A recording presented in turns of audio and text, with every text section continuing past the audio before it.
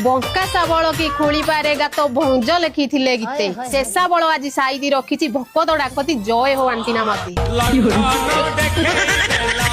अरे गेट खोली दिया रे किए अच्छी आस हे मते ए भक्तर अणे की मुंडिया ग्रहण कर अवश्य हे मते मो स्वामी कदली चाष रे लाभ हो दिन को दिन कदली सुखी जाउची तार किछि उपाय प्रदान कर खाता पेन आनी छ अरे बा खाता तो लाइब्रेरी रे थुआ हिच कदली चाष रे लाभ पाइबा को हेले प्रथमे कदली गछर मूल को घास चांछी सफा रख दुई रे कदली गछ मूल रे